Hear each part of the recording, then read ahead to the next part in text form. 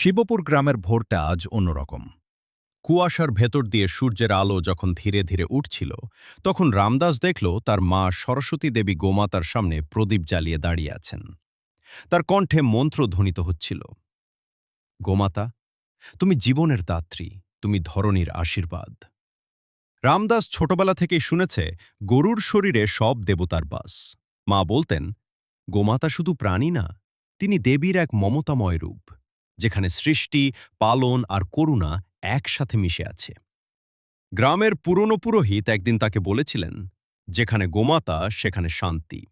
তার দুধে পুষ্টি, তার গোবরে পবিত্রতা, তার গোমূত্রে শুদ্ধতার প্রতীক, সবই ঈশ্বরের দান। এক সন্ধ্যায় অসুস্থ শরীর নিয়ে রামদাস যখন মাটির উঠোনে বসেছিল, তখন তার মা ভক্তি ভরে অল্প গোমূত্র এনে বললেন, এটা শুধু ওষুধ না, এটা আশীর্বাদ, ভক্তি দিয়ে গ্রহণ করো। রামদাস চোখ বন্ধ করে মনে মনে প্রার্থনা করল।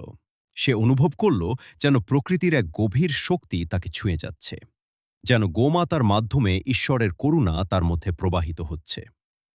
দিন কেটে গেল। ধীরে ধীরে সে সুস্থ হয়ে উঠল।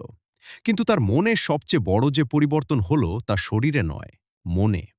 সে বুঝল, ভক্তি মানে অন্ধতা না, ভক্তি মানে সংযোগ আনে সংযোগ। গোমাতার মধ্যে সে দেখতে শিখল মায়ের মমতা, প্রকৃতির দান আর সৃষ্টির এক নিঃস্বার্থ প্রবাহ।